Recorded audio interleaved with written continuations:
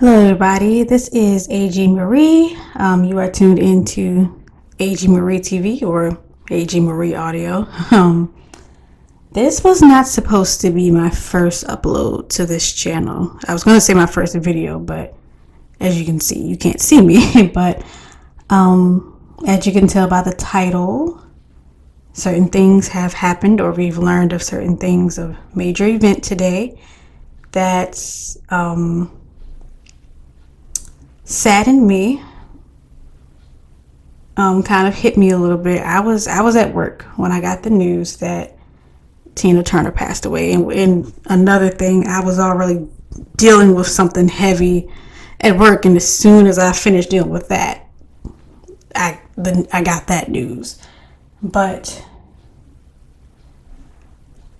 I kind of briefly talked about this on Instagram, but this loss is significant to me for many reasons, and I'm sure other people out there can relate. So for the personal part of this, I'm grieving this death, and inner child Adrian, that's my real name if anybody didn't know.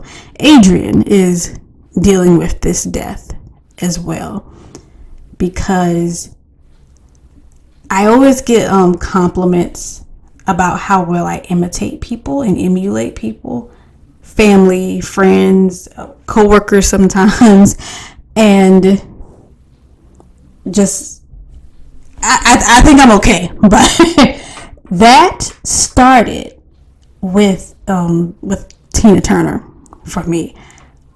I loved imitating entertainers and, mimicking them. And not to toot my own horn, or I say this humbly, but I think I did, and I do kind of have an ability to kind of watch people perform a few times and catch on to their mannerisms very quickly. Tina Turner was the first person, as far back as my memory goes, around the same time. It was Whitney Houston, Tina Turner, Janet Jackson, because these were women that were frequently played or shown in my household. But Tina Turner might have been the very first person that I watched the mannerisms. Well, let me go back a little bit. We watched What's Love Got to Do with It quite a bit in my house. We probably shouldn't have been watching that movie. I will say, my mom, when it got to the violent parts, my mom would send us out the room. But we always watched a lot of biopics and music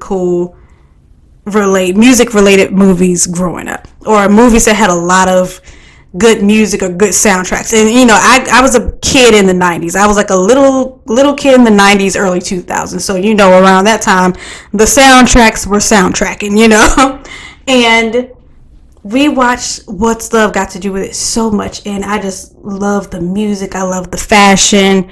Before I even knew that I was going to be a quote unquote a vintage girly, I was just really into the music and the style, the hair and everything from What's Love Got to Do with It, or as Angela Bassett portrayed Tina Turner. But having said that, having mentioned that I was a kid, a little girl, adolescent in the 90s and early 2000s,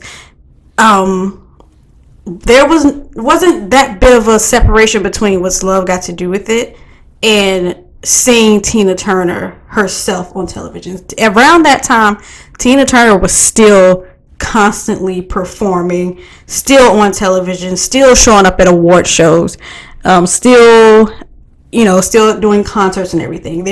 I think she was still being interviewed for various reasons throughout that time.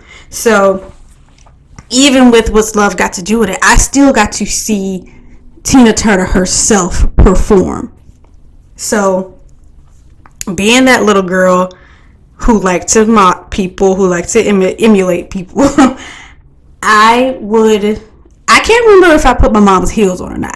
I don't know if I did that for Tina Turner, my Tina Turner impersonation, but I would possibly put on a dress, whatever I had on. I know I had my sister, for whatever reason, she as a little girl, she had 2 graduation caps and gowns. So I'm gonna assume it was like her kindergarten graduation, and probably Sunday school graduation or church graduation or something. She basically had 2 graduation sets of graduation regalia in the closet, or in our closet. So I would take the tassels off sometimes, and I would attach them to my clothes. I would put them in like my pants, or somehow put them on my sides.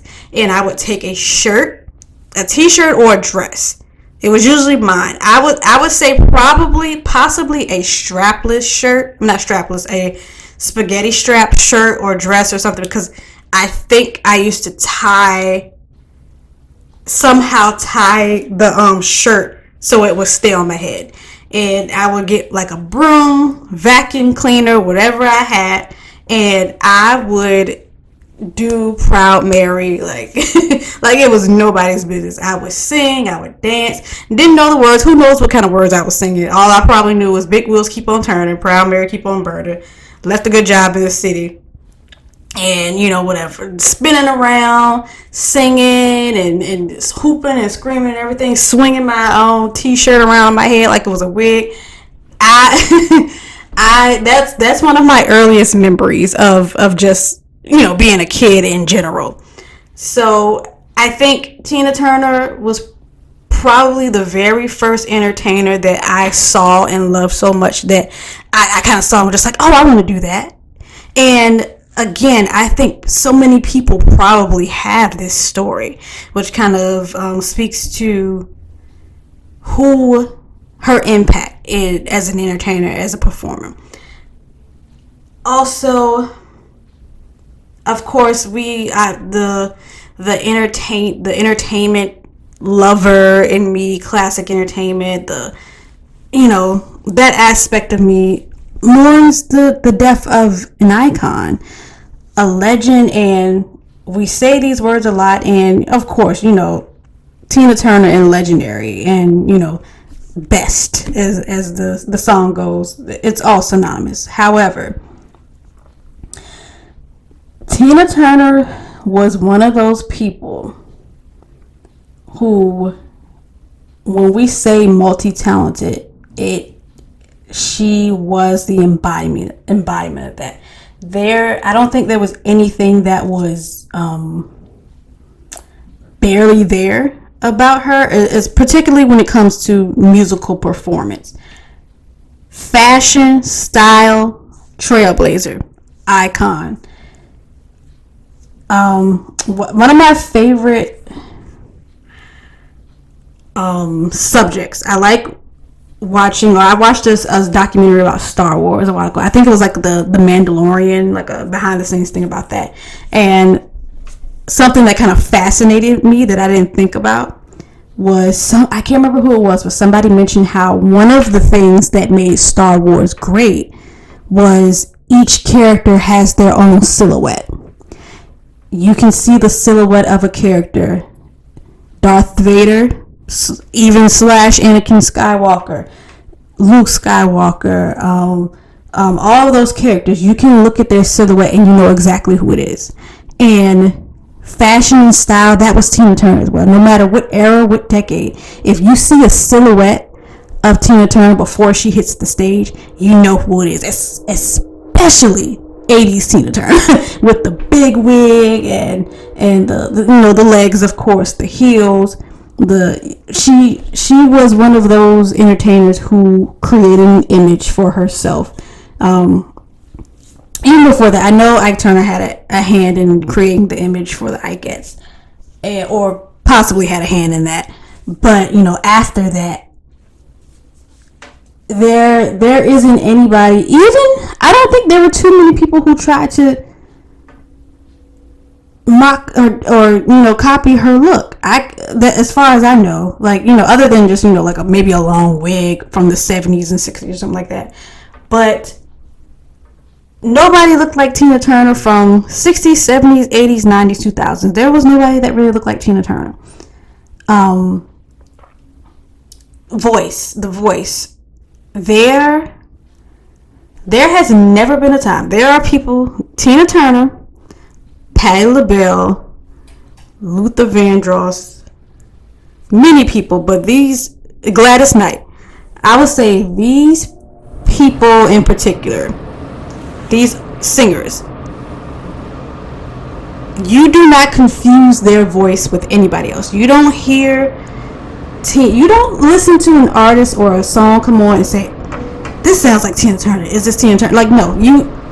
Once she opens her mouth on that song, you know it's Tina Turner. Once Luther Vandross opens his mouth, you know it's Luther Vandross. You do not confuse his voice. Patti LaBelle.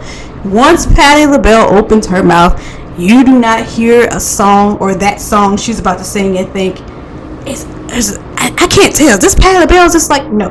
It's Patti LaBelle. It's Tina Turner. It's Gladys Knight. It's Luther Vandross. It's so on and so forth. And that was another thing. Like, there isn't anybody, past, present, probably future, that I can think of who sounds like, unless they're like a professional impersonator, there is nobody who sang like Tina Turner. That was a once in a lifetime, probably once in a generation voice. Very, very, very distinct. And we, of course, as we always say when somebody dies, we still have the music, but I am going to miss the presence, the earthly presence of that voice and the person who possessed it. I wouldn't even compare it to a musical artist. I would also compare that to Maya Angelou. Of course, I can watch any interview and watch anything and hear Maya Angelou's voice if I wanted to. But I knew I missed Maya Angelou's voice when she passed away a while ago. And then I think there was an Apple commercial or Google commercial that came out a couple of years ago that had her voice on it. And it stunned me so much. And it made me realize, like, oh my God, I miss her so much. So I think that's probably something that's going to happen in the future, where some time will pass and I will hear Tina Turner's voice again, and it happens with Whitney Houston for me now, because I don't listen to Whitney too much now because I miss her too much. It hurts too much for me to listen to her. But when I do actually decide to listen, it's like I can listen to this music anytime, but I still miss her voice, if it makes sense. And that's going to happen with Tina Turner with me. It's like I already miss her, but I'm not going to prolong this much more. So this is such an immense loss. And of course, she was in her 80s. She was in her early 80s. I know she had a lot of health issues near the end of her life. But Tina Turner was one of those people that that quote, somebody that you think is going to live forever. And I think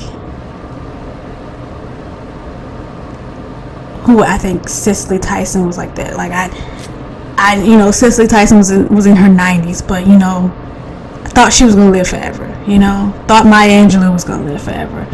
I thought Tina Turner I felt that she was going to be here forever. I thought she was going to outlive me, And I'm not saying that in jest or saying that to be like cutesy or corny or try to have like a quote or something like that, but you just have some of those people, particularly in the entertainment field, who are so fire, so dynamic, so larger than life. And I know that can be a curse as well, and I know we shouldn't put people on pedestals and all that, but some people are just so larger than life that you cannot fathom their death. And that's what this feels like right now. I thought we were going to get another 20 years, but that's not my business. It's not my call. Yeah, I'm gonna miss Tina Turner. I'm gonna miss, the possibility of an upcoming project from her. Like, even though I knew she was done with the industry and entertainment, I'm gonna miss the prospect of seeing her again, hearing her voice, even her speaking voice. Yeah, so rest in peace, Tina Turner. Thank you. As I always like to say, I keep putting my glasses on the microphone, I'm sorry. I've got it so close to my face, but rest in peace, Tina Turner. Thank you for being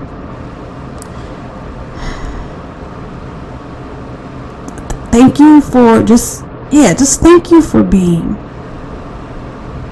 because there truly, I know it's said so often, but there truly was no entertainer like Tina Turner. Nobody came close. So this is a major loss for the music industry, for American culture, for Black history or Black culture. We're gonna miss her. So rest in peace. Thank y'all for listening to me ramble, and let me know. When were you introduced to Tina Turner? When did she come into your life? What was the first song you heard? What was the what was your earliest memory of Tina Turner? Let's have a little conversation if we can. So happy spring, happy summer. Signing off.